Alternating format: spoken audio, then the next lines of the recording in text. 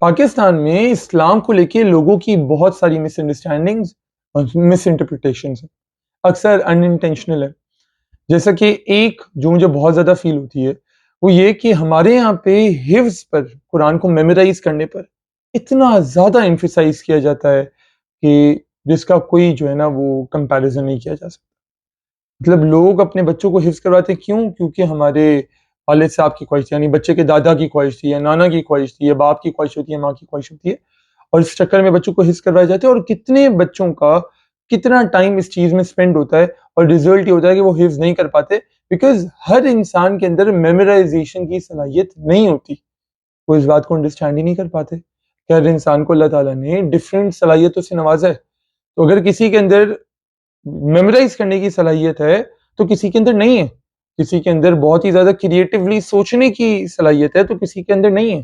کچھ لوگوں کو بلڈ کرنی پڑتی ہیں اور ڈیٹیلز ہوتی ہیں، لیکن وہ لوگ ان کمپلیکیشنز کو نہیں سمجھتے۔ وہ لوگ کہتے ہیں بس حفظ کروانا ہے، اور حفظ کروانا بہت ہی نیکی کا کام ہے۔ وہ اس بات کو بھی نہیں سمجھتے کہ اللہ تبارک و تعالیٰ نے پورے قرآن میں کہیں ایک مرتبہ بھی اس بات کا حکم نہیں دیا کہ تم قرآن کو یاد کر لو، حفظ کر لو۔ ان کو اس بات کو بھی سمجھ میں نہیں آتی کہ قرآن یاد کرنے کے لیے نازل نہیں ہوا تھا۔ پہلے کے زمانے میں، یعنی صحابہ، تابعین، تبع تابعین کے زمانے میں قرآن کو یاد کرنا ایک ضرورت تھی۔ آپ ابھی سوچئے کہ قرآن جبکہ ہر جگہ موجود ہے، قرآن کو یاد کرنے کی ایک بہت بنیادی وجہ یہ تھی کہ قرآن ہمارے پاس سے ضائع نہ ہو جائے، بیکاز اس وقت قرآن ایک جگہ پہ اسٹورڈ نہیں تھا، اور اگر تھا بھی تو خدا نخواستہ تمام نسخے کسی طریقے سے ضائع کر دیے جاتے، پھر اس لیے بہت امپورٹنٹ تھا کہ لوگ یاد کر لیں۔ لیکن آج جب قرآن ہر جگہ موجود ہے، ڈیجیٹلی، فزیکلی، ہر طریقے سے موجود ہے، اب تک ہمارا حفظ پر، میمورائز کرنے پر ایکولی فوکس کرنا اور ایمفیسائز کرنا، آپ مجھے بتائیے کہاں کی حکمت؟ کیا اللہ تبارک و تعالیٰ نے قرآن یاد کرنے کے لیے نازل فرمایا تھا؟ اچھا ایک بات یاد رکھیے، میں قرآن یاد کرنے کے اگینسٹ نہیں ہوں، لیکن میں قرآن یاد کرنے کو باقی تمام چیزوں سے پرائیورٹی دینے کے اگینسٹ، میں قرآن یاد کرنے کے بعد فل سٹاپ لگا دینے کے اگینسٹ۔ اگر ایک بچہ قرآن یاد کرتا ہے اور پھر اس کو سمجھتا ہے، بہت اچھی بات ہے، اور پھر عمل بھی کرے، مطلب سمجھنا، عمل کرنا، ٹارگٹ یہ ہو۔ میمورائزیشن کو آپ ٹارگٹ نہیں بنا سکتے۔ اللہ تعالیٰ نے قرآن مجید سمجھنے کے لیے نازل فرمایا تھا، ہم اس بات کو نہیں سمجھ پاتے۔ آپ کو یہ بات معلوم ہوگی، اور اگر نہیں ہوگی تو آپ لوگوں سے پوچھئے گا کہ ان کے نزدیک سب سے زیادہ نیک کون ہے۔ تو پہلا ورڈ ان کے ذہن میں آتا ہے اسلام میں جس کا سب سے بڑا اسٹیٹس ہے، وہ آئے گا کہ حافظ کا۔ وہ جب دیکھیں گے نا کسی کو اپیرنٹلی جو بہت نیکوکار، مطلب اچھی ڈریسنگ میں، اسلامک ڈریسنگ جسے ہم کہتے ہیں، تو بولیں گے آپ حافظ ہیں۔ تو ان کے لیے، اکثر عوام کے لیے، عالم ہونا یعنی قرآن کا علم رکھنا، قرآن کو سمجھا ہوا ہونا، اس کا لیول بعد میں آتا ہے، اور جس نے قرآن یاد کیا ہے اس کا لیول بعد میں آتا ہے۔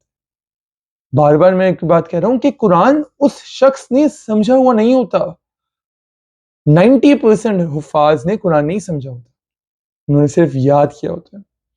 اور یہ بات میں خدا نہ خواستہ حفاظ کو بدنام کرنے کے لیے نہیں کہہ رہا، لیکن دیکھیے ایک بہت نیچرل سی چیز ہے، ان لوگوں نے صرف قرآن مجید کو میمورائز کیا، یاد کیا، اس سے ان کے اندر زیادہ کوئی تبدیلی نہیں آتی۔